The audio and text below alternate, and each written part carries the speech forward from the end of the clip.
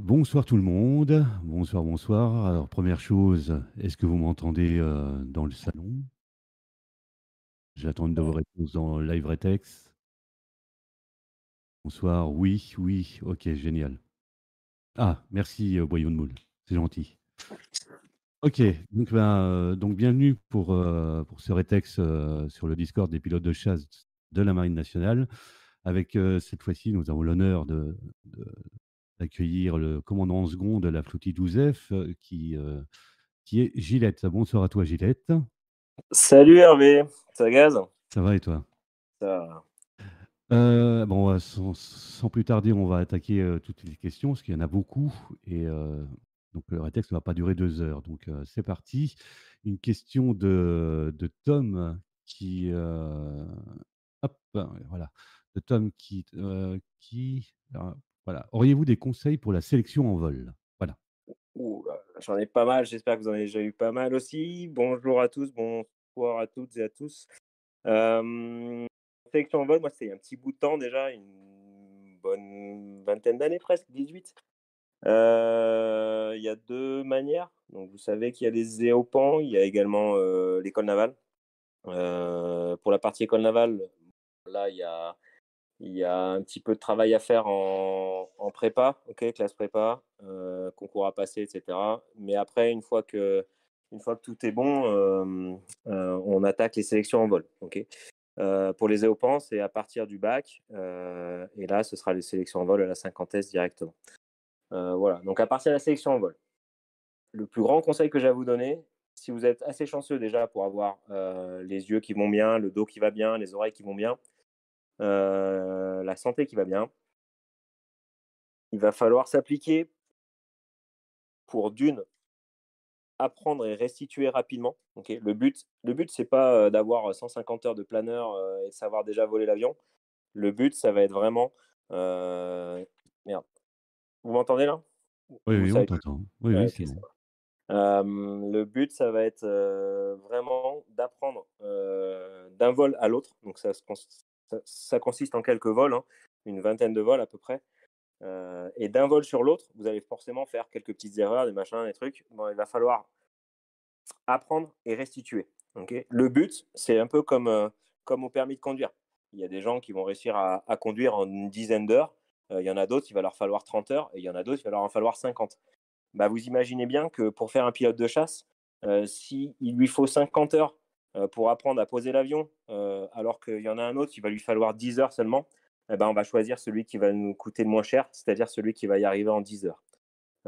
Donc voilà. Donc le plus gros conseil que j'ai à vous donner pour les sélections en vol, c'est même pour ceux qui ont un peu d'expérience en vol, là, vous oubliez ce que vous avez appris, vous gardez juste l'aisance en vol, et puis vous actionnez sur le fait de apprendre les procédures qu'on va vous donner, restituer et surtout admettre vos erreurs et d'un vol sur l'autre, bah, de les améliorer en fin de compte, de prendre en compte les remarques et de ne pas faire la même erreur une deuxième fois. Et plus vous arriverez à prouver que vous êtes capable d'apprendre et de restituer rapidement, plus on vous fera confiance et on vous mettra, enfin, on vous laissera passer, on vous identifiera comme un client potentiel pour aller rapidement apprendre le métier de pilote de chasse. Ok, Voilà. d'accord. Alors, une question de Prayer of Saint John. Quelles sont les qualités pour réussir en tant que pilote de chasse? Je pense que il faut avoir, moi, je vais pas dire un bon cerveau, mais au niveau cognitif, faut être assez rapide. Voilà, donc ceux qui se débrouillent bien, alors j'aime pas trop parler de ça, mais ceux qui se débrouillent bien sur les jeux vidéo, ceux qui se débrouillent bien en logique, ceux qui font du calcul mental assez rapidement, ceux qui font de l'anglais. Et puis après, ça c'est pour la partie technique. Pour la partie militaire, bon bah voilà, faut de l'abnégation, faut du courage, faut, faut, hum, ouais, faut adhérer aux valeurs, vouloir servir, se donner pour les autres, parce qu'en fin de compte, on fait pas ce boulot pour nous-mêmes, hein. Je vais refaire un petit peu. Moi, je suis rentré, j'étais militaire avant d'être marin et avant d'être pilote de chasse, quoi. Voilà, donc faut pas oublier que c'est pas juste, le plaisir de voler, c'est vraiment être au service de l'autre et l'autre, c'est la France en général, et voilà. D'accord. Alors maintenant une question de Mouni. Quelles sont vos missions et vos tâches au sein de la flottille 12F en tant que commandant second? Ah, alors ma première des tâches, c'est de pouvoir, suppléer le commandant en tout temps, tout lieu, et donc d'être au courant un peu de tout ce qui se passe, de ses décisions et voilà, de l'aider au quotidien. La deuxième, je suis un pilote à part entière de la flottille, donc ça, c'est bien parce que même vieux, ben, je vais au combat. Donc former les jeunes, encadrer, et cetera, et cetera. Et ensuite, en tant que second, moi, j'ai la dure tâche de devoir, gérer la discipline. Donc c'est moi qui punis, c'est moi qui sanctionne, c'est moi qui gueule, qui aboie, même si j'aboie pas trop d'habitude. Hem et puis après, l'organisation, générale, pas mal de RH. Si on peut me comparer dans une boîte civile, ce serait plutôt moi le DRH, quoi. Voilà. Mais la 50 de mon métier, c'est voler et 50 dédié au sol, à m'occuper, d'à peu près 150 bonhommes. OK. Alors une question maintenant de Flo Spa 75. Avez-vous toujours été à la 12F avant d'être commandant second ou avez-vous fait vos qualifs dans une autre flottille et ensuite muté pour la prendre en tant que chef plus tard? Généralement, les pilotes font tout leur cursus dans la même flottille. Avez-vous toujours été à la 12F? Ouais, alors non, c'est pas vrai. Il y a certains mecs qui vont faire que la même flottille, mais c'est vraiment «coup de bol» pour eux, entre guillemets, et encore, je dirais pas coup de bol parce que ça ouvre pas trop l'esprit. On a une petite guéguerre entre la 11, la 12 et la 17, pour ceux qui savent, qu'il y a 3 flottilles chez nous, et moi, j'ai eu la chance de faire les 3. Alors ma flottille de cœur, c'est la 17, c'est là où j'ai commencé sur SEM il y a 11 ans maintenant, 12 ans, et ensuite donc j'ai fait 6 ans de SEM, enfin 5 ans et demi de SEM là, à la 17, et puis j'ai pu faire 2 ans de Rafale à la 11 et 3 ans de Rafale à la 12 derrière. Voilà, et à chaque fois, j'ai changé de poste. À la 17, j'étais commec, commandant adjoint équipage, c'est moi qui m'occupe, ouais, je suis papa-maman, quoi, de la flottille. Ensuite, à la 11, bon, j'étais adjoint du commandant, là, je faisais pas mal de trucs transverses, et à la 12, j'ai fait le commandant opération. Donc c'est moi qui faisais toute la planif, des activités de la flottille, en fait. Et puis j'ai terminé commandant second de la 12. J'espère évidemment revenir, commandant de la 12, par la suite, mais si c'est la 11 ou la 17, vu que j'ai fait les 3, ça m'est égal. Voilà. D'accord. Une question de Hugo. Êtes-vous arrivé au rang de commandant second de la 12F en étant passé par EOPAN ou Naval ou bien EOPAN en étant activé? Alors moi, j'ai fait l'école navale en 2005. Voilà, et commandant second, commandant, il faut alors les EOPAN, c'est assez rare. Les EOPAN, généralement, ceux qui restent le plus longtemps vont aller jusqu'à COMOPS, et après, il faut généralement se faire activer, si on veut, commander. Voilà. Ça arrive, hein, bien sûr, mais c'est assez rare qu'une flottille de chasse soit commandée par un EOPAN, pur. Voilà. O OK. Alors maintenant, on va entamer la grosse majeure partie des questions qui ont été posées concernant ton échange, aux USA et en étant pilote de F-18. Alors une question de Dobby. Comment fonctionnent les échanges? Vous candidatez ou est-ce que l'on vous propose? Alors malheureusement, le mien a été fermé, juste après moi. Pourquoi? Parce que, les États-Unis et en l'occurrence, Boeing, verrouillent le fait qu'on puisse faire du Super Hornet. Donc pour ceux qui connaissent pas trop, il y a le Hornet, c'est les F-18, Alpha Bravo Charlie Delta, et ensuite, Echo et Fox, sont les Super Hornet, et depuis que la Navy, ne vole plus sur Hornet, c'est-à-dire, février 2019, l'échange est terminé. Donc malheureusement, on attend de pouvoir récupérer. Sinon, on candidate, oui, il faut dire qu'on est FANA pour, à notre gestionnaire, hein, l'équivalent d'un DRH dans le civil.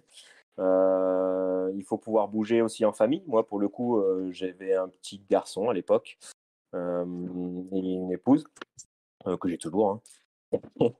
Et, et donc voilà, il faut être volontaire et il faut le faire savoir.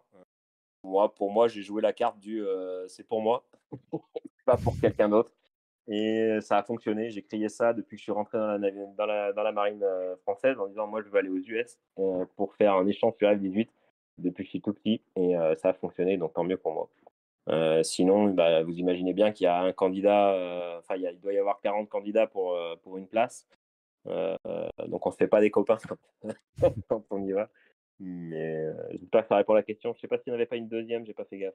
Non, alors attends, bouge pas. Non, c'est bon. Ok, parfait. Ensuite, une question de Tom N. L'OTAS du Rafale est-il plus pratique que le manche classique du F-18? Affirme. Alors, plus pratique. L'otage du Rafale, je ne sais pas s'il y en a qui essayent déjà, alors, tant que vous n'aurez pas vraiment la bécane dans les mains, vous ne saurez pas forcément, mais même il y a des très bons simulateurs. Ça a l'air très compliqué. Ok, ça demande 3 semaines à peu près pour vraiment se faire la main. Et ensuite, c'est tellement plus naturel. Voilà. Donc, de prime abord, bon, on dirait que le F-18 très robuste, appuyé sur les boutons, etc. Ok, ça a l'air plus simple et en fin de compte, non, c'est pas mieux. Le Rafale est beaucoup mieux pensé. Oui, il faut 3 semaines pour l'appréhender, voire un peu plus pour certains. Mais une fois qu'on l'a appréhendé, on fait plus score avec la machine que le F-18. Ou le F-18, il y a encore, ouais, on peut encore gagner du temps sur les changements de page, la sélection des emports, les machins, les trucs. Enfin bon, bref, le Rafale est bien meilleur. D'accord. Bah, justement, ça va sans, sans transition aucune, hein. Il y a beaucoup de questions concernant la. Enfin, il y a beaucoup de gens qui ont posé la même question. Je vais quand même les citer. Khalid Jeans, Freeze et à peu près Aurel qui ont à peu près posé la même question. Je vais essayer de poser celle de Freeze qui est un peu plus précise. Dans quel cadre avez-vous été emmené? Bon, bah, ça, tu l'as dit par l'échange. Combien de temps la formation sur l'avion a duré et pendant combien de temps avez-vous opéré à bord de cet avion? Sur quel type de F-18 avez-vous volé? Et en termes de capacité omni-rôle, jugez-vous que le F-18 est plus capable que le Rafale? Donc, toi, tu as bien piloté le F-18, pas le Super Hornet, on est d'accord? Ouais, c'est ça. J'ai fait du D'accord. Hornet.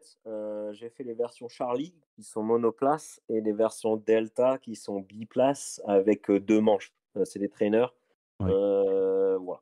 Alors, Heu, la question, en gros, c'est, allez, on va dire, combien de temps la formation a duré sur l'avion et en termes de capacité omni-rôle, jugez-vous que le F-18 est plus capable que le Rafale ou inversement? Bref, est-ce que tu préfères le Rafale au F-18? Voilà. OK. Alors, clairement, je préfère le Rafale au F-18 en termes, de technique, de rapport poids-puissance, d'interface homme système. Bref, en fait, il surpasse le F-18, le Rafale. C'est le seul désavantage qu'il a, et c'est plutôt par rapport au Super Hornet, c'est ses capacités d'emport. Voilà. Au niveau de l'emport d'armement, bah, le Hornet est beaucoup plus lourd, ok, un peu moins maniable, mais il va emporter beaucoup plus d'armement. Donc pour des missions d'air-sol, par exemple, ben, c'est quand même plus sympa d'avoir du F-18. Pourquoi? Parce que ben, on va pouvoir tarter la gueule de ce qu'on a en face beaucoup plus, enfin, avec plus d'armement. Pour ce qui est de la formation, écoute, ça dure pas si longtemps que ça. Alors moi, je suis parti, j'étais vieux sous-chef de patrouille sur SEM et en travaillant un peu, j'ai été intégré à une promotion d'élèves avec les mêmes élèves que je formerais par la suite. Donc là-bas, j'étais en tant qu'instructeur en échange au VFA 106 à Oceana. Et l'avion, il m'a fallu 3 mois pour, alors septembre, octobre, novembre, décembre, ouais, c'est ça, en décembre, j'avais fini, j'ai commencé mes premiers vols en septembre, donc 4 mois, tu vois? Mmh. 4 mois. Ensuite, j'ai fait, la formation instructeur. Il m'a fallu 2 mois.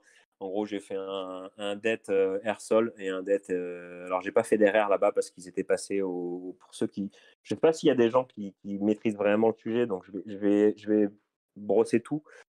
Puis ceux qui ont des questions, vous pouvez pas n'hésitez pas à m'en poser derrière. Donc vu qu'ils sont passés à l'AIM 120 Delta, ça c'est le nouveau missile, hein, américain, et bien j'ai pas pu, faire d'RR. Donc je me suis limité à l'air-sol et en air-sol, Par contre, j'avais un poste qui me permettait d'organiser tous les détachements pour toutes les classes, essentiellement dans le désert californien à El Centro, où j'ai eu la chance de croiser les Blue Angels aussi, pour ceux qui connaissent. Voilà. Et donc ça dure 2 mois à peu près de formation, le temps que je fasse mes classes en tant qu'instructeur. Donc 6 mois pour maîtriser la bécane. Et ensuite, j'ai fait 1 an et demi d'instruction au profit des élèves américains. Ah, Ouais, là, je vois que je fais réagir avec les blues, là. et Et je une suis question de désolé, William Moule, excuse-moi, j'ai pas juste une lu ques le rétexte en live là. Merde. Ouais, il y a pas mal de choses. Vive la 12, merci les gars, c'est cool. J'aime bien la 17 aussi. Ouais. il y a Ok, je suis désolé, je vais pas tout relire. il y a juste William Moule qui te pose la question: «Le delta était seulement sur les Super Hornets?» Point d'interrogation. Alors non, le F-18 Delta, c'est sur les Hornets, ok. C'est le biplace Hornet. Pour les Super Hornets, le biplace, il s'appelle le Fox. Ok. T'as Echo, ah pardon, l'AIM 120 Delta, ouais, ouais, effectivement. L'AIM 120 Delta, c'était pour les Super Hornets. Mais tu commençais déjà, tu avais la conduite de tir. Voilà, après, je peux pas aller en parler trop, mais tu Ouais, avais déjà la conduite de tir disponible sur le Hornet. OK. Question maintenant, question de Flo Spa 75. Lors des échanges avec les USA, la famille peut-elle, accompagner? Y a-t-il des facilités pour le ou la conjointe et les enfants de s'intégrer en dehors du blocage de la langue? Oui, alors, pour le cas, je vois que tu as 17, c'est Pantin, Oui, oui, c'est Pantin. Pantin, oui, oui, c'est Pantin. Excellent, salut Pantin. Heu, Salut Gillette. ah putain, super! Ah bah, voilà, un autre américain là. Allez-y, hein, vous Hem, pouvez parler, hein, je vous laisse parler entre vous, hein. ouais, non, bah, pour la famille, c'est génial. Écoute, moi, j'ai pu partir donc avec mon épouse. Il faut être marié, sinon, bah, tu as les mêmes galères qu'un étudiant, qui part, et sa copine peut venir, je crois que c'est 3 mois sans visa.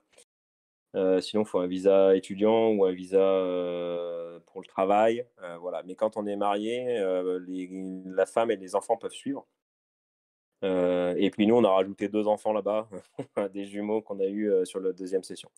Voilà, et ça se fait très bien. Mon épouse parlait déjà anglais, mais le gamin, le plus grand, avait 5 ans quand il est arrivé là-bas. En 6 mois, il me corrigeait mon anglais, dans les magasins. Voilà. OK. Pantin va bien? De? Est-ce que Pantin va bien? Ah, je pense, ouais, il a l'air de. Il a l'air d'aller bien. Oui, oui, il va très bien, Pantin. OK. Il va très très bien. Il profite de la vie de famille aussi, c'est top. Alors, une question de Trom Hall. Avez-vous remarqué des différences fondamentales entre la Navy américaine et française, que ce soit au niveau entraînement, OPEX, mentalité, le niveau de vie, etc. Ah ouais, j'en ai plein, mais ouais, je veux pas dénigrer mes copains. On est quand même mieux en France, même si on est moins bien payé. Donc niveau de vie, je dirais plus, pour les Américains, OK, ils ont une paye qui est, quasi, 2 fois la nôtre. Et puis, les Américains, ils considèrent leurs militaires, comme des stars, hein, et du coup, tu es vraiment bien intégré, même en tant qu'étranger, hein, dans la Navy, américaine. Pour la partie guerrier, je pense qu'on l'est beaucoup plus en France, OK, on a l'esprit, un peu plus guerrier qu'eux. On est une meute aussi un peu plus soudée parce qu'on est qu'un seul bateau, et alors qu'eux, ils en ont une dizaine.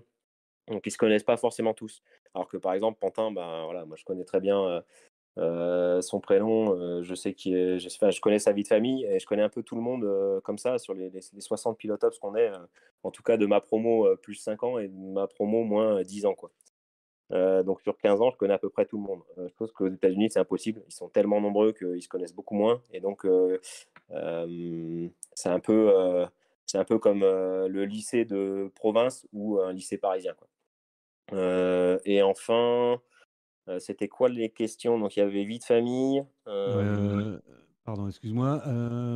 Entre la Navy américaine et française, que ce soit au niveau entraînement, OPEX et mentalité, niveau voilà. de vie. Au niveau mentalité, on est beaucoup plus proche des Marines. Donc vous avez la Navy, hem, qui est assez proche de nous, mais en fait, ceux qui nous ressemblent le plus au sein de la chasse embarquée, c'est vraiment les Marines, qui ont un côté aussi guerrier que nous, quoi. Voilà.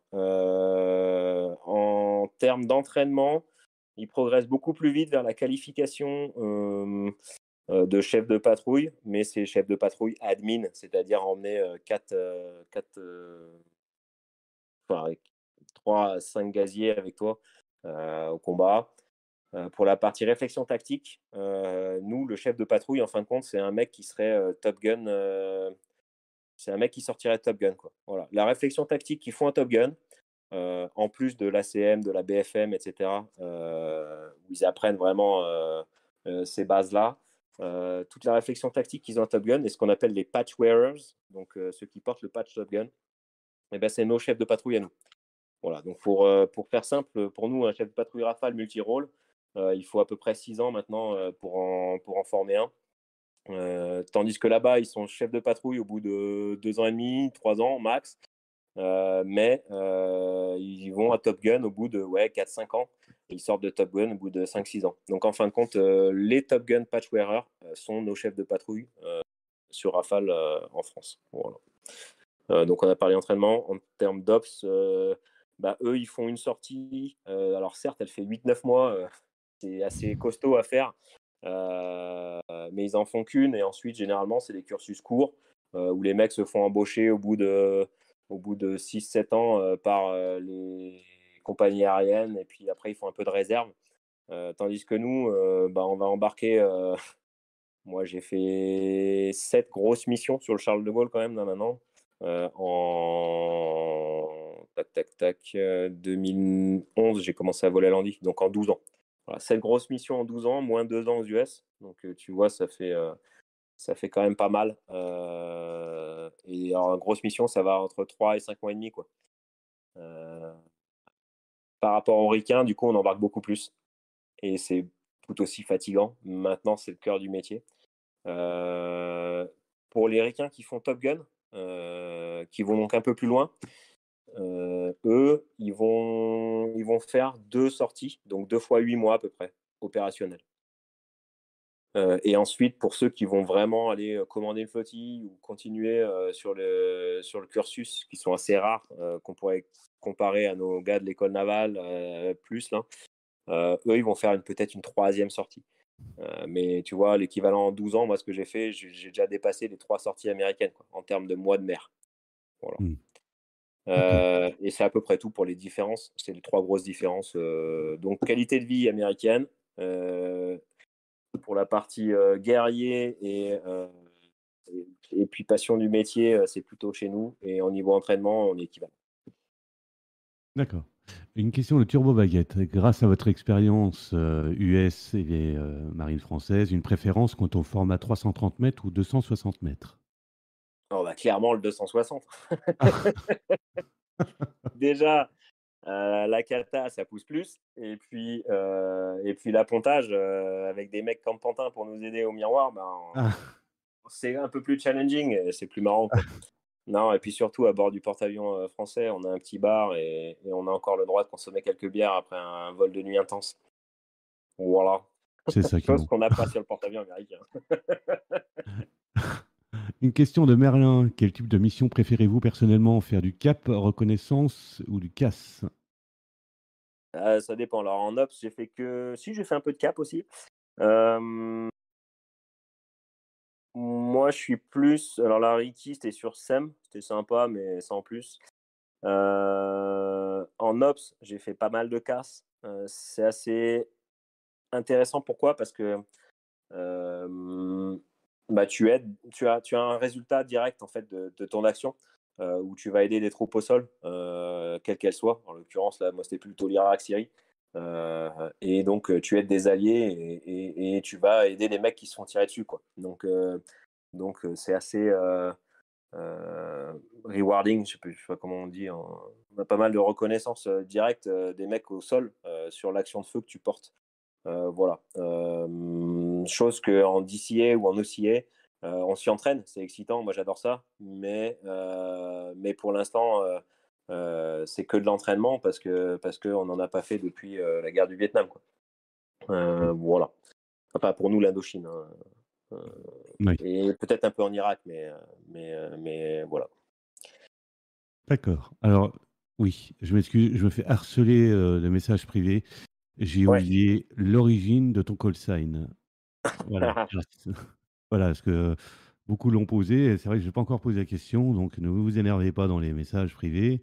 Est-ce que tu peux dire l'origine de ton call sign ou pas? La vraie Ouais. question. Ouais, OK. Alors, c'est pas parce que je me rase la tête, parce qu'effectivement, je me rase la tête. Ça remonte à plus loin. C'était un de mes premiers vols quand j'étais en STC, quand section transformation chasse, qui s'appelle maintenant CNR, Centre de Navalisation Rafale. Donc c'est l'équivalent du 106 que j'ai fait aux US, hein. C'est genre quand vous sortez de Méridian et vous revenez en France, les premières heures de vol sur Rafale, quoi. Alors là, c'était sur SEM. Je devais avoir 3 ou 4 vols et on m'a demandé, donc il y a des brins d'arrêt à Landivisiau qui sont assez similaires aux brins d'arrêt qu'on a sur le porte-avions, mais qui nous arrêtent à un petit peu plus de distance quand même.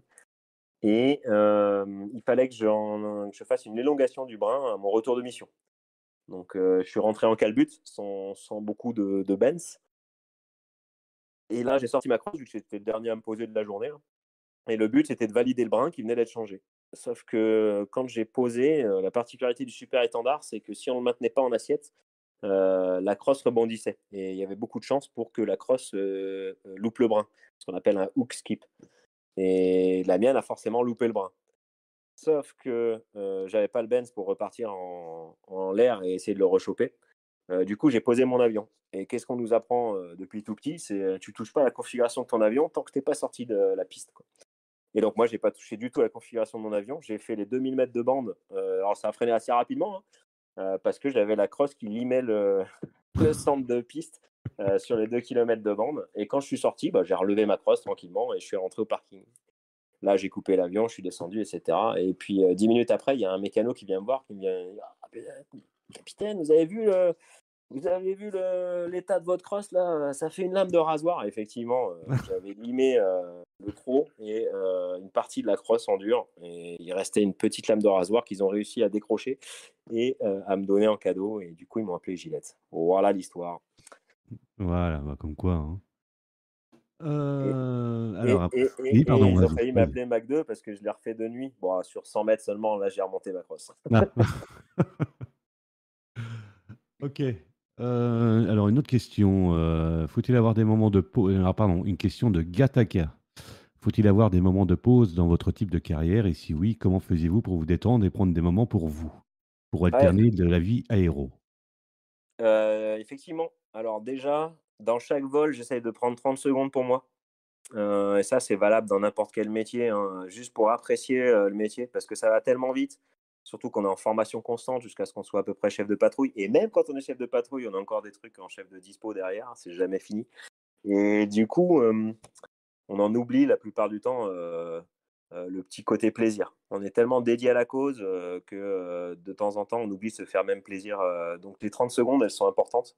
Ça passe par passer sous le phare de l'île Vierge, pour ceux qui connaissent le Nord-Bretagne, ou juste passer au-dessus de la maison de ses parents, ou ce genre de choses, dans les règles de l'art. Ensuite, moi, j'adore le golf. Je fais du golf. Et merci, merci Angel. Le golf, c'est cool. Pourquoi? Parce que ben, tu vas à 2 à l'heure, contrairement à ton métier. Et par contre, tu fais toujours marcher ton cerveau. Et c'est à peu près la même concentration que tu as dans l'avion. Et enfin, je me suis mis récemment à la boxe thaï. Et ça, c'est l'inverse. Là, c'est pour dépenser toute l'énergie que j'ai pas réussi à dépenser dans la semaine. Et c'est pareil, j'adore ce sport. Pourquoi? Parce que, alors en bonne intelligence, hein, faut pas non plus se péter les arcades, les machins. Donc c'est de la touche.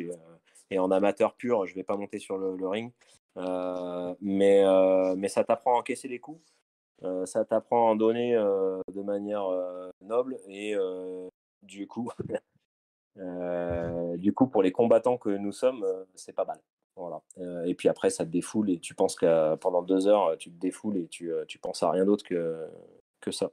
Donc voilà, du golf, et puis bien évidemment, ma famille le week-end, ça c'est pas mal. Essayer de couper les ponts et quand tu as 3 enfants, ça t'occupe. OK. Alors maintenant, une question de Merlin. Quel est le plus beau paysage que vous avez vu lors d'un vol? Un qui vous a vraiment marqué? Euh, Djibouti.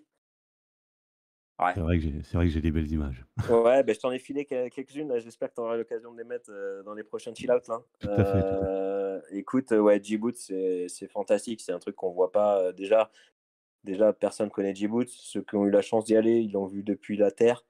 Ceux qui le voient depuis l'hélico, c'est sympa. On peut voir les requins-baleines. Mais depuis l'avion de chasse, c'est juste fantastique. Et il y a une autre image qui m'a marqué. Mais là, c'est coup de cul. J'ai réussi à choper un sous-marin indien avec le radar du Rafale. Je dirais pas les distances, hein, et en fait, je me suis rendu compte qu'il était d'immersion périscopique. Je croyais avoir chopé un voilier, je m'entraînais à faire du tir. Et quand je suis passé dessus, ben, il y a eu une demi-seconde où je suis passé d'un mât à une masse vert noire. Magique, c'était magique. Voilà, une demi-seconde, ça s'est ancré dans ma tête et je pense que ça fera partie de mes souvenirs aussi. Donc un sous-marin indien, l'immersion périscopique là, sur Rafale, c'était pas mal. OK. Une question, alors la fameuse question que tout le monde attend à chaque rétex. Est-ce que tu aurais des anecdotes à nous raconter? Une question de Maxime, pardon. Des anecdotes, en vol, que ça soit sur les 18 ou sur Rafale? Attends, vas-y, excuse-moi, Ouais, répète, j'ai anecdotes pas de entendu. vol. Est-ce que tu as des anecdotes de vol? C'est la question que Ah, tout le j'en ai monde beaucoup, attend. ouais. J'en ai Donc, beaucoup. vas-y, lâche-toi si tu as envie de te lâcher, c'est le moment. Alors, anecdote. Euh, Alors, les anecdotes marrantes ou les anecdotes Celle que c'est celle que tu veux. Fais-toi plaisir. euh, Bon, c'est un métier pas facile. On va commencer par les anecdotes un peu délicates. Bon, j'ai failli crever 4 fois sur SEM, dont une fois où je suis passé à 4 mètres de la flotte pour des problèmes techniques. Une fois sur Falcon aussi, où j'ai arrêté, j'ai séché un moteur à Poitiers. On a posé en urgence sur le deuxième, là, avec 500 pieds de plafond. C'était pas terrible. Croisé un tagazou au casque. Qu'est-ce que j'ai d'autre? On a failli se rentrer dedans à deux.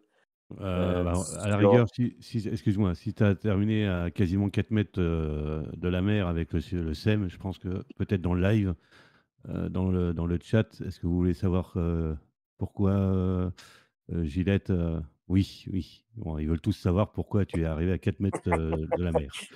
Ok. J'ai vu qu'il y avait des poids de vin aussi. Poitiers, la petite histoire, c'était le premier aérodrome. D'ailleurs, la mairesse n'a pas voulu a arrêté le partenariat avec les collèges. Là, c'est bien dommage. Moi, c'est ce qui m'a permis de découvrir l'aéro. Ah, Poitiers, là. d'accord. Et j'étais en classe, je sais plus, en primaire, et on est allé voir l'aéroclub. Et j'ai appris comment marcher un avion en CM1 grâce à l'aéroclub de Poitiers. Donc ouais, j'y suis assez fidèle et je passe la plupart du temps, surtout depuis qu'ils ont arrêté les partenariats avec les collèges et on essaye de faire un max de bruit là-bas. Sinon, Alors, les le 4 SEM à mètres de 4 mètres. vélo, Voilà. écoute, sur le super étendard, on avait un stick shaker qui nous permettait. Donc c'était un petit marteau hydraulique là, qui venait taper sur la tringlerie de commande de vol à chaque fois que tu arrivais à une incidence de décrochage ou proche du décrochage. Et ça te permettait de rendre la main, ok, ou de te rendre compte que ton avion allait décrocher. Ce truc-là, normalement, on catapultait sur off parce que il y avait déjà eu des gags où en sortie de kata, le truc se mettait à vibrer et où se mettait à bugger complètement et te faisait plonger le, le comment ça s'appelle le manche vers l'avant, quoi. Jusqu'à ce qu'il y ait un Allemand qui s'éjecte en catapulte, sortie de catapultage parce qu'il a tiré trop fort sur le manche. Celle-là, elle est connue comme vidéo, hein, vous pouvez la Oui. retrouver. Il s'éjecte juste en sortie de pont. Et à partir de là, ils ont redécidé de le remettre sur on au kata.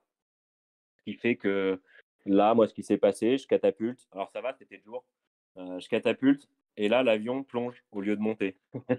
Tout simplement parce que le stick shaker, dès que les roues ont déjaugé, le stick shaker s'est mis à fond à pousser.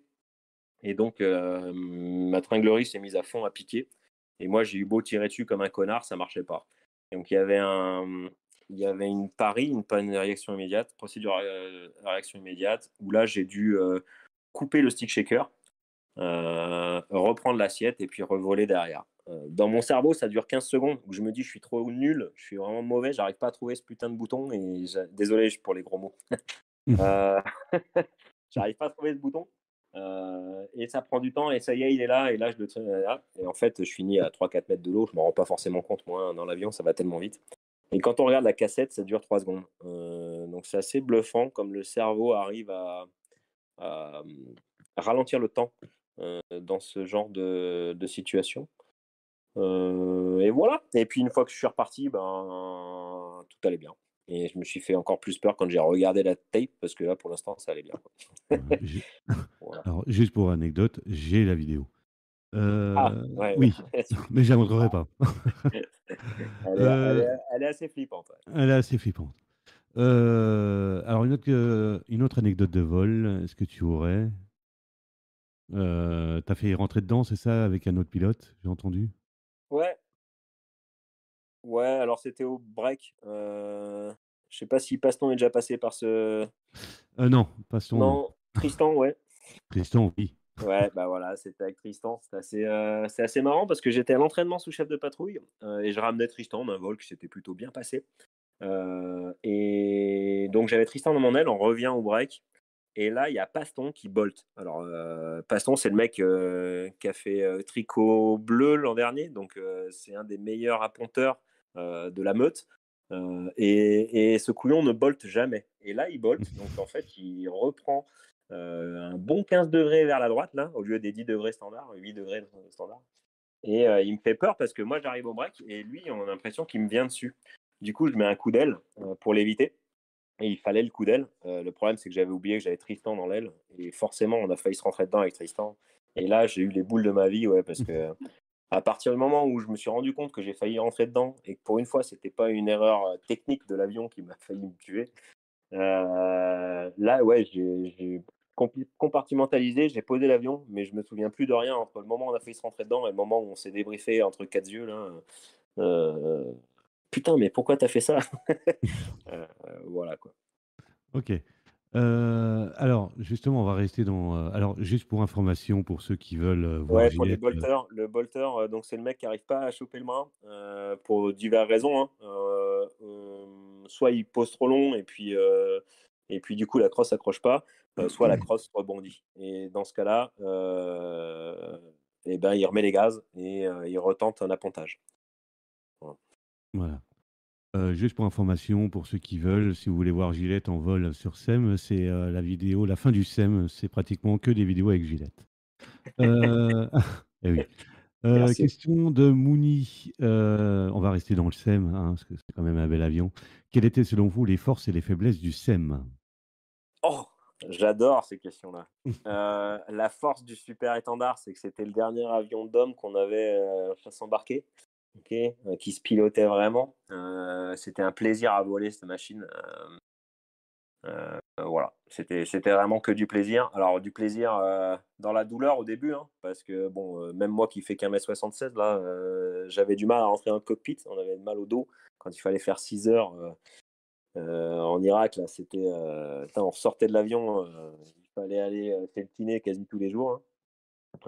Il faisait chaud, en été, il faisait froid en hiver. Heu Bref, pur avion. La faiblesse, ben, j'en ai déjà parlé, il faisait chaud, il faisait froid.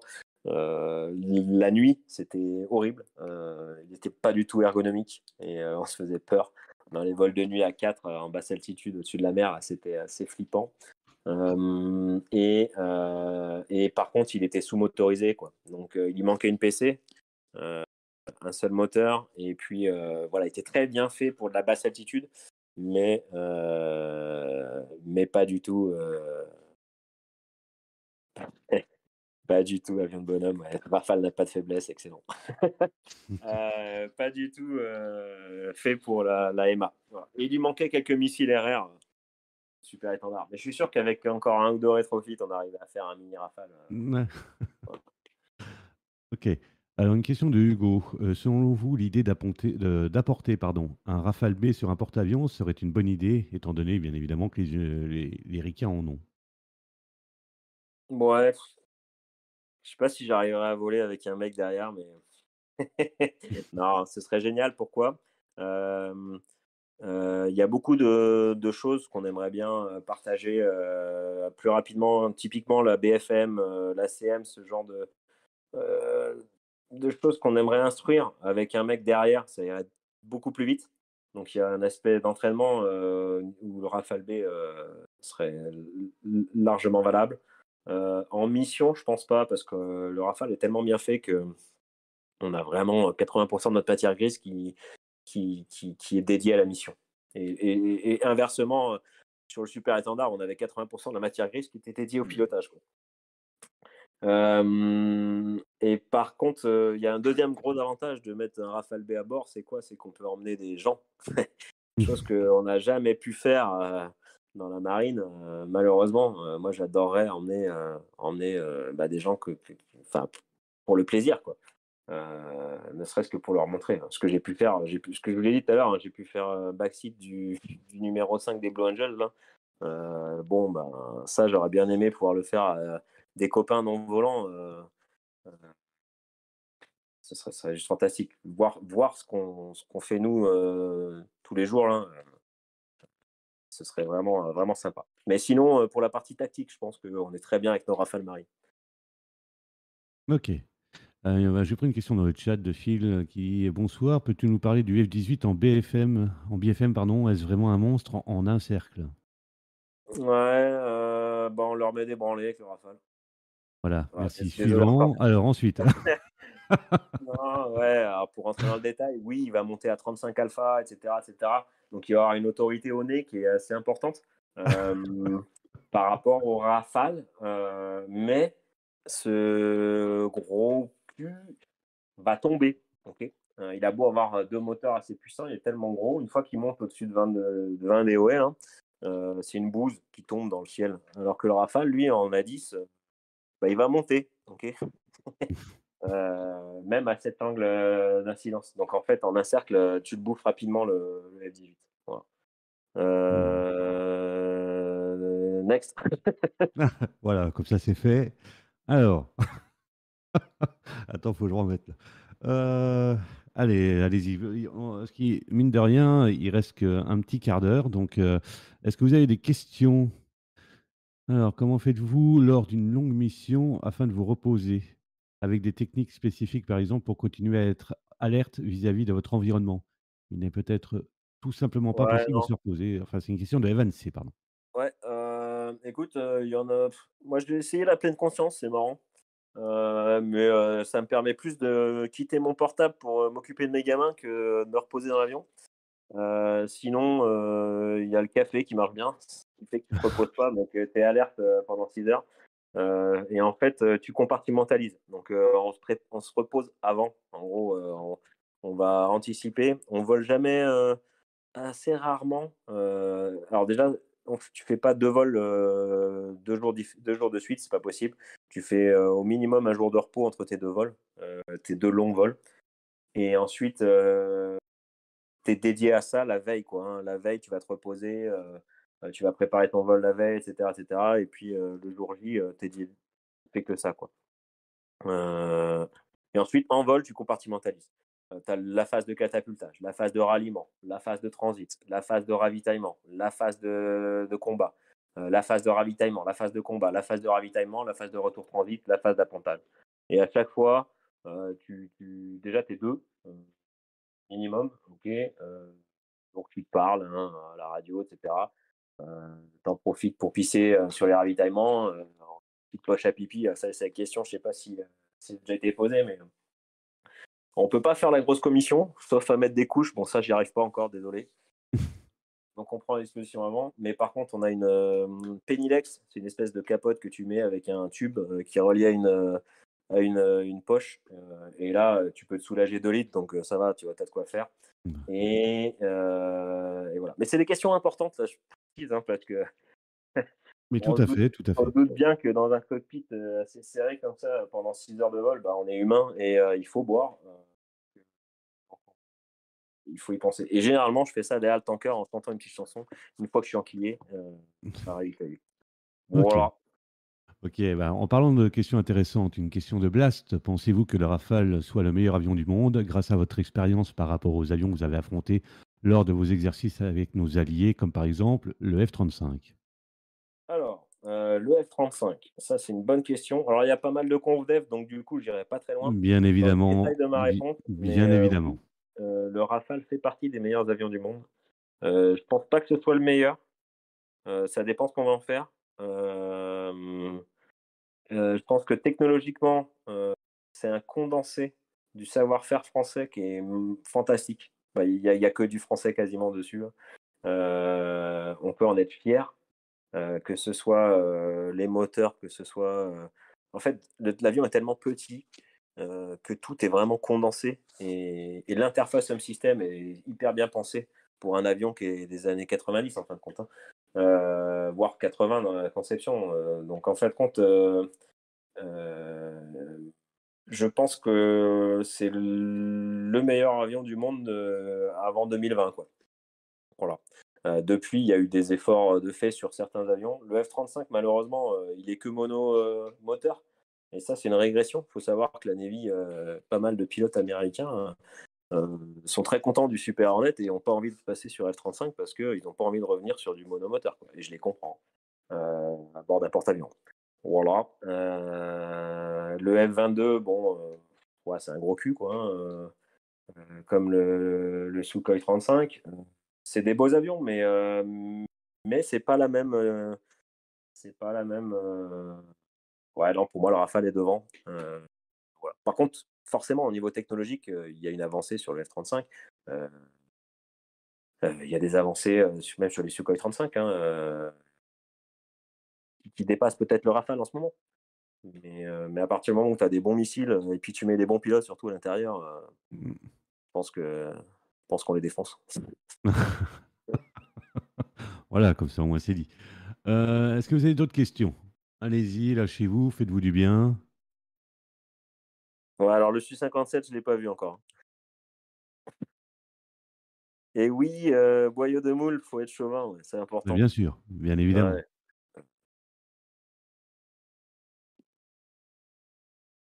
Alors, est-ce que vous avez des questions? Allez-y, je vois qu'il y a beaucoup de personnes qui écrivent là. Ouais, boyau de moule, ouais, Avez-vous des le plus avez polyvalent possible, le Rafale est pas mal, le Super Hornet aussi. Franchement, c'est 2 avions qui se valent. il y a Paul qui pose aussi la question, avez-vous des livres qui vous ont marqué? Alors sur le ouais, je vous engage à lire. Beh, je pense que Tristan en a fait la promo. Tac, tac, tac, sur, un pilote de chasse, on va rester dans la chasse parce que sinon le livre, oui, j'en ai lu plein, hein, mais après ça va pas vous intéresser. Moi, je suis très, bref, Alors, on va éviter les questions, un peu trop politiques aussi, Blast, hein, parce que ça là, on parle de SCAF, tu parles de coopération avec l'Allemagne et tout ça.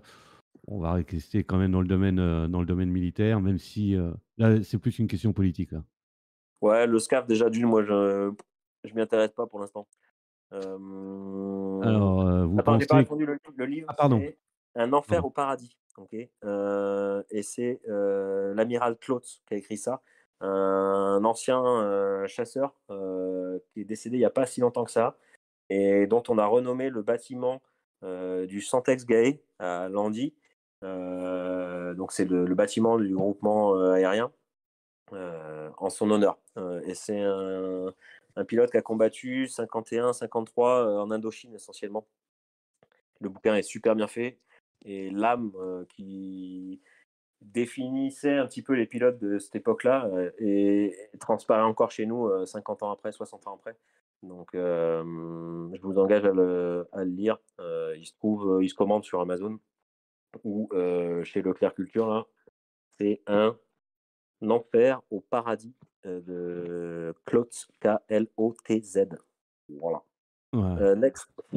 Alors, attends, j'avais vu une belle question, voilà. Tom, qui pose la question: «L'ambiance à Landy est-elle si dure à supporter pour les jeunes pilotes? Pourquoi si dure?» par rapport? Alors, c'était le cas il y a un petit moment. Moi, quand je débarquais avec Pantin, là, effectivement, on a vécu un petit peu à la dure.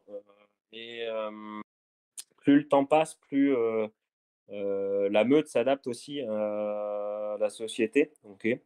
Là, je pense qu'il faudrait demander plutôt aux jeunes, mais l'Andy change.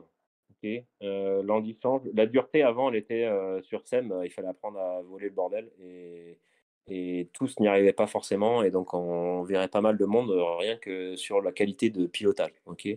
Euh, Là, le Rafale est un peu plus simple à piloter. Du coup, tant que les mecs sont safe, ça va un peu plus loin. Par contre, la difficulté se trouve plutôt quand tu passes l'entraînement sous chef de patrouille ou l'entraînement chef de patrouille, où là, on vire encore du monde. Mais tu n'es pas à l'abri en STC de te faire virer. Et donc, en fait, tu es sur un siège éjectable ton début de carrière jusqu'à la fin de carrière. Ce que les gens ne comprennent pas forcément, c'est que euh, on n'est pas là pour virer les gens. Bien au contraire, mais que la difficulté du métier fait que on a besoin de se faire confiance mutuellement, que ce soit un jeune équipier avec un vieux CP. Il faut que le vieux CP il ait confiance en son jeune équipier pour pas qu'il les rentre dedans bêtement au combat. Et donc ça s'acquiert et ça s'acquiert par la discipline. Et donc il y a une certaine distance entre deux pilotes qu'il n'y a pas forcément entre deux collègues de bureau dans une société quelconque qui n'ont pas à mettre leur vie entre les mains des autres, quoi. Voilà. Donc cette confiance-là, elle s'acquiert et elle était très dure à acquérir il y a une quinzaine d'années, là. Beaucoup plus. L'ambiance est beaucoup plus détendue, je trouve, depuis. Là, j'ai quitté cette année. Alors, c'est très sérieux, c'est très dur en termes d'investissement. Mais vous pouvez demander à la plupart des jeunes. J'espère qu'il y a des jeunes qui font ce que je suis en train de faire là, ce rétex. Et si vous leur posez la question, ils vous répondront qu'ils sont quand même pas mal, là. Enfin, j'espère. Oui. Une question de Evan C, quel est, parce qu'il il est 52 exactement, donc on va se dépêcher. Evan Après, C, après, écoute, je suis en vacances, j'ai un peu de temps, les gamins sont devant la télé. ah, On peut étendre un peu s'il y a des questions. alors si on peut étendre un peu. Alors Evan C, quel est votre avion de rêve sur lequel vous voudriez absolument voler? Moi, la 10, Thunderbolt. Voilà. Alors ensuite, des conseils pour l'EIP sur leur rythme de vie, les habitudes. Alors, On a déjà un peu répondu à cette question tout à l'heure, mais si tu as ouais, d'autres conseils, le rythme de rapidement. vie, les habitudes, ouais, non. Tu sais, moi, j'étais un bon. Enfin, bon, c'est pas moi qu'il faut poser la question. Oui. Ça dépend vraiment de toi. Ce qu'il faut être sûr, c'est qu'il faut donner 100% de ce que tu as à l'EIP. Et s'il y a bien un moment dans ta vie où eh ben, tu peux pas rentrer chez toi parce que voilà, ou bah, c'est ce moment-là. Et il faut tout donner, quoi. Il faut faire, il faut mettre les œillères un petit peu. Si jamais tu as fait de la prépa, ben, c'est pareil, quoi. Tu mets les œillères, la peau de truite, on appelle ça la peau de truite pour que tout te passe sur le corps et que tu fasses que continuer d'avancer. Et voilà. Pour le rythme de vie, oui, faut éviter de faire la Java quand tu es là-bas, quoi. Alors, OK. Une question de Trom Al. Vous pensez que la furtivité est vraiment quelque chose à aller chercher à tout prix, comme le laisse penser la doctrine américaine? Ouais, c'est mieux, c'est sûr. Maintenant, quand on voit la capacité de nos ennemis, et je ne désirais personne, à, à progresser dans la détection. En fin de compte, la furtivité, elle n'est que passagère. Donc, mettre tout là-dedans euh, pour se faire avoir dans 5 ans parce qu'ils auront trouvé la méthode pour les détecter dans 5 ans, bah, je trouve que c'est un peu dommage. Mais c'est pareil, là, on flirte avec la politique. Il y a un seul truc qui est vrai, c'est que tant qu'on rentre pas dans le sol, mais qu'on s'en rapproche, il n'y a pas beaucoup de radars qui arrivent à nous détecter. Et même Top Gun 2, qui est plutôt pas mal fait, bah là, ils le ressortent bien, hein. C'est que là, c'est le moyen de passer à travers une défense solaire, même avec tout ce qu'on a, là, bah, ça reste par le bas, quoi. Alors, Euh, euh, pardon, justement, juste, je veux rebondir sur ce que tu viens de dire. Top Gun 2, t'en penses quoi? Moi, j'ai adoré, moi. Je me suis régalé. Déjà, j'ai retrouvé. Je savais un petit peu le déroulé de l'histoire parce que j'ai eu la chance de voler avec les mecs qui étaient à Top Gun à l'époque. Donc, ça a été tourné début 2018, fin 2017, début 2018. Et donc j'ai côtoyé 2-3 mecs qui avaient volé avec Tom Cruise justement. Et forcément, ça me rappelle que des bons souvenirs. Après, il y a quand même une bonne dizaine, une quinzaine de pourcents d'effets spéciaux. Mais toute la partie basse altitude, je trouve ça tellement bien fait. Et les images sont vraies, c'est quasi sûr. Alors peut-être un petit peu en accéléré, peut-être un petit peu en ralenti de temps en temps. Un petit peu Mais accéléré, oui. voilà, accéléré. Mais par exemple, je connais le mec qui a fait la manœuvre où tu as Tom Cruise qui est à 100 pieds, même pas à 50 pieds dans le désert, là, et qui capte comme un gros connard avec les 2 vortex. Là. Oui, Bah voilà, ça c'était un copain à moi. Donc quand tu regardes le film, c'est super sympa Il m'avait envoyé la vidéo avant enfin la vidéo. Un extrait d'un portable filmé qu'il n'avait pas le droit de m'envoyer. Quoi. Mais j'avais OK, déjà vu le souffle que ça produisait sur l'équipe de tournage. Quoi. Voilà. d'accord. Alors, est-ce qu'il y a d'autres questions dans le chat ou sinon, ça va se terminer, parce qu'il est 56. Alors, je vois qu'il y en a qui écrivent. Allez-y. Pourquoi l'école navale et pas les EOPAN? Une envie de commandement? Bah tu vois, alors j'ai pas envie de sacrifier l'école navale, mais j'aurais bien fait les EOPAN après réflexion. Non, pas une envie de commandement, c'est ma prof de maths en terminale, donc j'ai eu la chance de faire l'école des pupilles de l'air en terminale.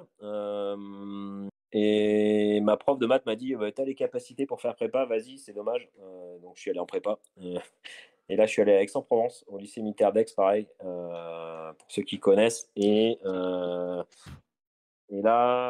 j'ai eu le choix entre la marine, l'armée de l'air. Et initialement, c'était l'armée de l'air où je voulais aller. Bah, pareil, je me suis bien gavé à partir dans la marine. Voilà, mais j'avais pas forcément envie de commander.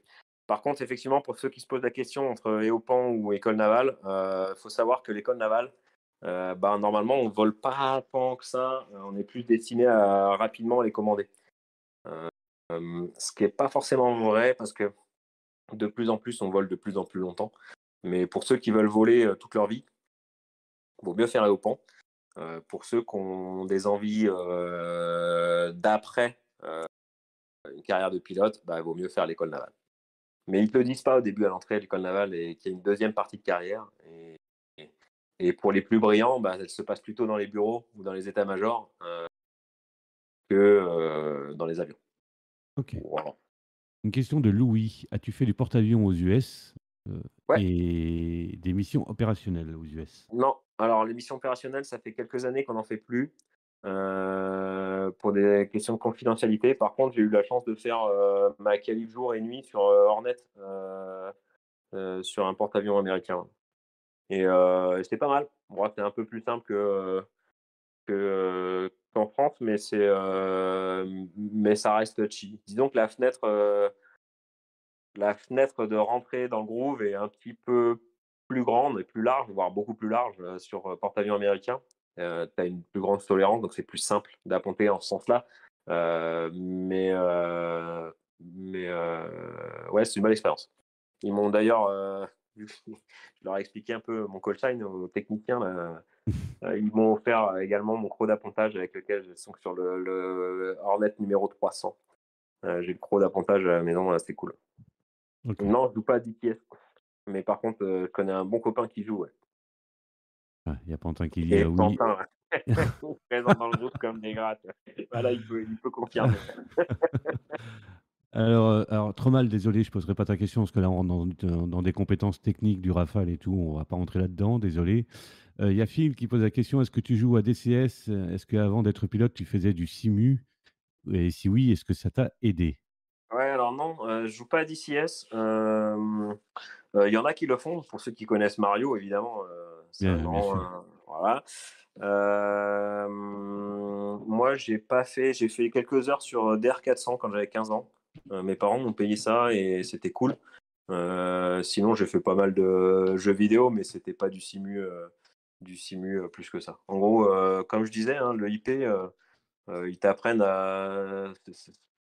Le cursus est bien fait pour pas que tu aies à te surentraîner, quoi. Une fois que tu as compris que ton cerveau il gazait bien, Le reste, faut juste apprendre des procédures et les restituer, quoi. C'est pas très compliqué. Voilà. OK. Par contre, c'est super, hein, pour ceux qui aiment DCS, faut pas hésiter, hein. C'est de plus en plus fidèle j'ai été bluffé par le F-18 la dernière fois, on l'a montré là, c'est bluffant de réalisme, quoi. Ouais. Alors, une question de Hugo. Dans quel escadron étiez-vous aux US et est-ce que vous avez revu depuis Squirrel, qui était le pilote américain en échange à la Ouais, demande? Squirrel, je l'ai vu quand je suis rentré des US, moi. Et j'étais au VFA 106, les Gladiators, sur la commune d'Oceana. C'est la base de la côte Est. Ok. Et, et on était à peu près 80 instructeurs pour des promos de 20 à 30 élèves tous les 2-3 mois. Ça fait une centaine d'élèves par an.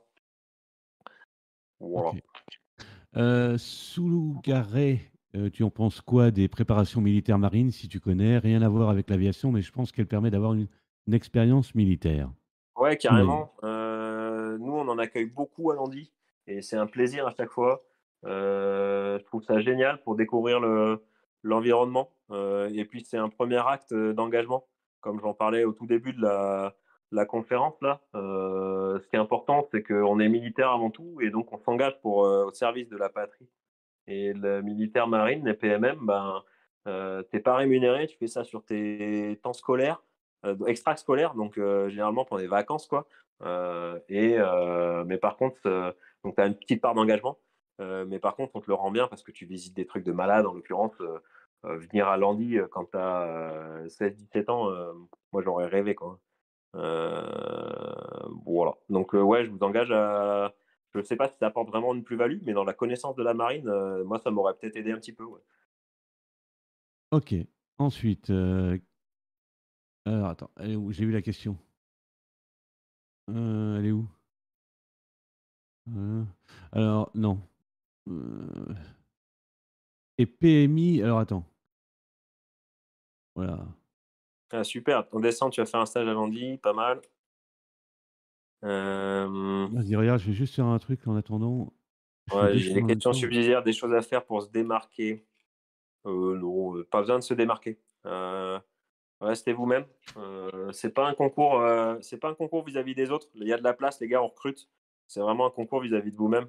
Si vous passez pas, c'est pas parce que l'autre est meilleur, c'est parce que vous êtes pas bon. Donc, vous démarquez pas. Mais par contre, entraînez-vous. Ouais, si vous voulez vous entraîner, comme je disais, c'est l'anglais qui pêche généralement. Enfin, il y a quelques mecs qui pêchent en anglais, c'est un peu dommage. Et puis après, c'est prendre soin de sa santé. Donc là, vous êtes peut-être un peu vieux pour vous en prendre soin, mais jamais trop vieux. Les oreilles, ouais, faites gaffe. Les masques, les casques, les machins, boîte de nuit. Euh, les yeux, le dos, super important. Pour le siège éjectable. Il y en a qui se retrouvent avec des petites. Enfin, les générations canapé là, faites gaffe, quoi. Voilà. Mais j'ai pas grand chose de plus. Toc toc toc. Alors, il y a Evan C: «Si un jour vous êtes amené à à vous éjecter, le feriez-vous?» Certains pilotes disent Ah qu'ils ne bah le oui, feraient oui. pas. Oui, Oui, bien sûr. Ouais. oui. On n'est pas que cons. Non, tu vois, j'aurais bien aimé m'éjecter. Je sais pas si tu étais là quand je parlais des 4 mètres au-dessus de l'eau là. Oui. Ça m'aurait aidé que quelqu'un me gueule éjecte, éjecte, ou éjecte-toi, ou éjection, ou un truc comme ça, parce que je pense que j'aurais aimé m'éjecter, ouais, en voyant la vidéo derrière. Bon, ça part, mais C'est limite quand même. C'est quand voilà. même Et limite. pareil, tu vois, quand arrives à. Ah ouais, quand tu arrives sur Falcon 10, là, quand j'ai éteint le moteur, là, bah ouais, j'ai cherché la poignée quand même. Il n'y avait pas de poignée. Donc ouais, je m'éjecterais avec plaisir s'il le fallait. Il y a pas de souci Evan, il y a pas de souci. Allez, on va prendre une dernière petite question parce qu'après, alors je rappelle aux membres embarqués, hein, qu'après vous êtes invités dans votre salon vocal, à parler un petit peu avec Gilette. Allez, on va prendre une dernière, une avant-dernière. Allez, un programme sportif à conseiller de la part de Kélian. Est-ce que tu as un programme sportif à conseiller? Non, pas spécialement. Non, pas spécialement. Faut être, moi, j'ai fait beaucoup de sport co, donc c'est assez complet. Il y en a qui courent, il y en a qui nagent, il y en a qui font de la muscu juste. Voilà. Moi, je supporte pas trop courir, enfin, à part après un ballon. Et la muscu, ouais, c'était pour choper les filles à 15 ans ou à 18 ans, mais derrière, tu as pas forcément besoin. Par contre, ouais, faut rester sec. En gros, pas trop de graisse et puis un entraînement standard. Après, comme je l'ai dit tout à l'heure, moi je fais du golf et de la boxe thaï pour ceux qui ont pas suivi le début là. Le golf, c'est bien parce que l'esprit, enfin, c'est pas trop un sport, mais tu travailles ta concentration et puis tu es calme. La boxe thaï, c'est l'inverse. Tu apprends à encaisser les coups, etc. Et puis tu te défoules. Et puis c'est assez complet comme sport. Voilà. D'accord. Allez, une dernière question. Allez, qui c'est qui va nous la poser? Pantin qui dit Gillette, ce grand sportif. Ouais, je développais 120 kilos pour il y a 20 ans. Alors, la morphologie type chat maigre sont pas désavantagées. Ah, faut demander à Les Pantin. morphologies.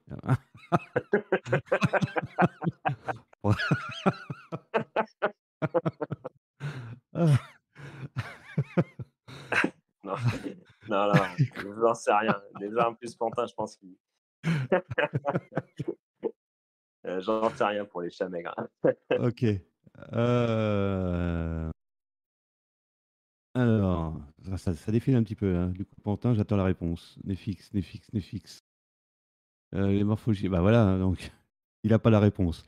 Est-il vrai que le recrutement en chasse est drastiquement diminué car les besoins en hélico sont énormes? Question de Tom. Ouais, non, Tom, c'est l'inverse. Là, ils arrivent pas à faire voler tout le monde en hélico. Du coup, les vannes sont réouvertes depuis 3 ans là, en chasse. Et elles devraient le rester. Alors, elles vont se refermer un petit peu cette année, mais on va revenir à des taux des années 2005-2010, là, avec un minimum d'une dizaine de pilotes par an à sortir. Donc, en entrée, il en faut beaucoup plus, comme vous pouvez imaginer. Donc, non, non, c'est pas très vrai que le recrutement chasse est drastiquement diminué. Au contraire, il a réaugmenté depuis 3 ans. Ok. Allez, la dernière des dernières, Pantin, non, ça Voilà la marche. réponse de Pantin, excellent. Merci, Pantin. Ça ne m'a pas empêché de me coller Neuvier dans le BD. C'est pas faux non plus. Allez, la dernière, la dernière, la dernière. Allez. Et après, on passe au-dessus. Une fille qui est entrée, qui est quoi? Une fille qui est entrée d'être formée aux US. Oui, il y a Ouais, une il y en a fille. même deux, ouais. Ouais. Ah, Il y en qui a est en même deux. train. Oui, voilà. Merci. Il faut vous relire, hein. Allez, la dernière. Et PMI ou EAJ peuvent aider pour la marine, même si c'est de la AE. Ah, je sais pas ce que c'est, PMI, Ah EAJ, non, je vois pas du mais si tout. c'est de l'armée de l'air, C'est pas intéressant. non, ça va pouvoir aider, ça va pouvoir aider. Escadrille Alors, jeunesse. Ouais, ouais, ça va pouvoir aider, mais faut pas trop écouter les conneries qu'il raconte. C'est tout. Et Tom, ouais, il alors, y a pas de compétition entre les élèves, ça dépend des promos. Ce qui est sûr, c'est que il vaut mieux être coed que dans son coin enfin, ça passe mieux à plusieurs, quoi. voilà une Heu, question intéressante. Excuse-moi, est-ce qu'on ouais. entend quelque chose dans le cockpit quand le mode du son est passé? Ça sera la dernière parce qu'après, Alors après ça fil, va. non, on n'entend pas plus que ça, le fait qu'on passe le mur du son. C'est bien dommage parce qu'on s'en rend compte, une fois qu'on est posé à terre, «Ah tiens, tu rappelleras le CNOA là, il y en a un qui a passé le mur du son au-dessus de Ouessant là, ça a réveillé un peu tout le monde» et non, dans l'avion, on n'entend rien. OK. Et ben voilà, c'est sur, ces dernières questions, qu'on va vous laisser. J'espère que ça vous a plu. J'espère que vous en avez appris un peu plus, sur le métier de pilote de chasse de la marine nationale et puis voilà, je laisse le mot de la fin pour Gillette et Ouais, j'invite les membres embarqués dans la foulée à aller dans leur salon vocal. Vas-y Gilette, je te laisse le mot de la fin. Ouais, bah, merci à tous d'avoir suivi. Ça fait plaisir de voir que même en vacances, il y a du monde. Pour ceux qui aspirent à faire ce métier, faut surtout pas hésiter. C'est un métier magique. Ça passe trop vite là. Ça fait presque 13 ans là, que je vole, là. Et ça y est, j'ai 38 ans. Il me reste 4-5 ans encore de vol, mais ça passe vite. Par contre, il faut tout donner. Et rien que le fait d'être là, m'écouter 1 heure et quart parler, un vieux comme moi, là, bah ouais, ça fait plaisir. Et si vous avez déjà la motivation, c'est ce qui compte pour rejoindre nos rangs.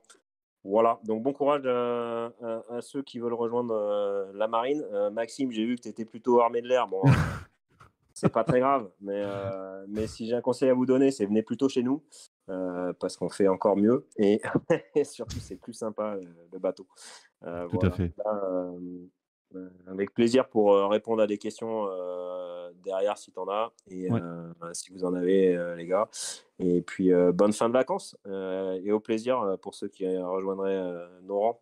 À bientôt Pantin aussi, hein. Oh, eh oui, bisous. Pourtant, il peut nous rejoindre hein, s'il veut dans le salon membre embarqué, il n'y a pas de problème. Allez, messieurs, dames, pardon, bonne soirée à vous. J'espère que ça vous a plu et je vous dis à très bientôt pour un prochain Retex. Allez, salut tout le monde. Ciao, ciao.